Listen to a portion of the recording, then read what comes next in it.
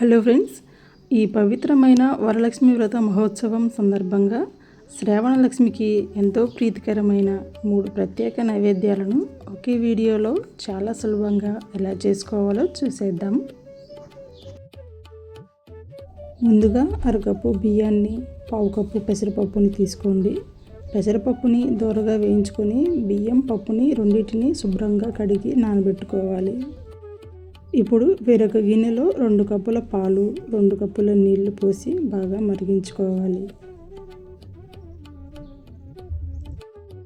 పాలు మరిగిన తర్వాత నానబెట్టిన బియ్యం, పెసరపప్పు వేసి బాగా మెత్తగా ఉడికించుకోవాలి.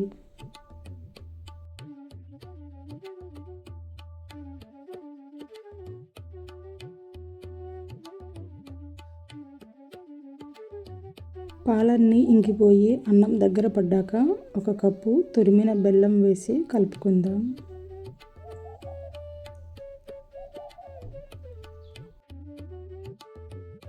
అలానే మంచి రుచి కోసం 2 టేబుల్ స్పూన్ల పంచదార వేసి బాగా కలుపుకోవాలి.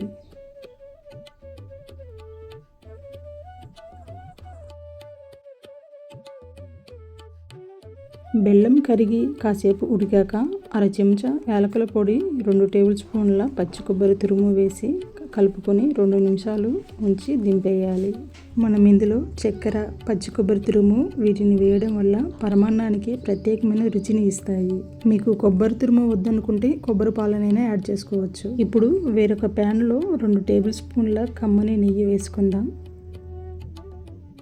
ఇందులోనే జీడిపప్పు వేసి వేయించుకుందాం.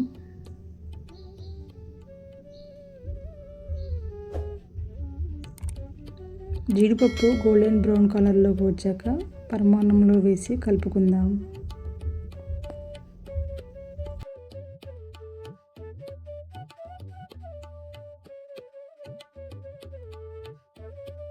అంతేనండి, అమ్మవారికి ఎంతో ప్రీతికరమైన కమ్మటి బెల్లం పరమాన్నం రెడీ. మీరు కూడా తప్పకుండా ట్రై చేసి చూడండి. తర్వాత అమ్మవారికి ఎంతో కమ్మనైన అటుకుల కొబ్బరి పులిహోర. ముందుగా 1 కప్పు అటుకులను తీసుకొని నీటితో శుభ్రంగా కడిగి వెంటనే పిండేయాలి. వీటిని 1 నిమిషం పక్కన పెడితే ఇలా పొడి పొడిగా మెత్తగా వస్తాయి. వీటిని ఒక బౌల్లో వేసుకుందాం. ఇందులో అర టీ స్పూన్ ఉప్పు, పచ్చి కొబ్బరి తురుము వేసి కలిపి పక్కన పెట్టుకుందాం.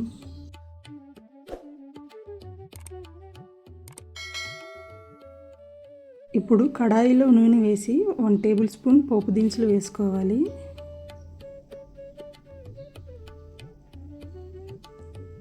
అలాగే 2 టేబుల్ స్పూన్ల పల్లీలను వేసి వేయించుకోవాలి. ఇప్పుడు ఇందులో 2 పచ్చిమిర్చి చీలికలు వేసుకోవాలి. అలాగే జీడిపప్పు పలుకులను కూడా వేసి వేయించుకుందాం. ఇప్పుడు ఇందులోనే పావు టీ స్పూన్ పసుపుని వేసుకుందాం.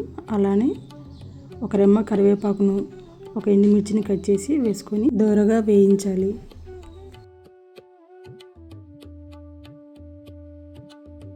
ఈ తాలింపును అటుకుల్లో వేసి చివరగా అరచెక్క నిమ్మరసం పిండి బాగా కలుపుకొని కొద్దిగా కొత్తిమీరను వేసి కలుపుకుంటే కమ్మటి అటుకుల కొబ్బరి పులిహోర రెడీ కదా ఫ్రెండ్స్. పొద్దున్నే ఎలాంటి హడావిడి లేకుండా ఇలా సింపుల్గా ట్రై చేసి చూడండి. చివరగా ఎంతో రిఫ్రెషింగ్గా ఉండే లేత కొబ్బరి నీళ్ళ పానకం ఎలా చేయాలో చూద్దామా.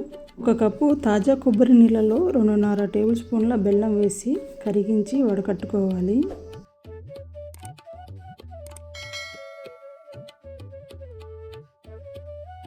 ఇందులోనే పావు టీ స్పూన్ మిరియాల పొడి, అర చెంచా యాలకుల పొడి, అలాగే పావు టీ స్పూన్ శొంఠి పొడిని, కొద్దిగా నిమ్మరసం వేసి సన్నగా తరిగిన లేత కొబ్బరి ముక్కలు కూడా వేసి కలిపితే చల్లటి ఆరోగ్యకరమైన పానకం రెడీ. చూశారు కదా ఎంత తేలిగ్గా, ఎంత కమ్మగా తయారైపోయాయో. ఈ పండుగకి మీరు కూడా ఈ ప్రసాదాలను ఇంట్లో ప్రిపేర్ చేసి ఆ శ్రావణ మహాలక్ష్మి దివ్య ఆశీస్సులు పొందాలని మనస్ఫూర్తిగా కోరుకుంటున్నాను.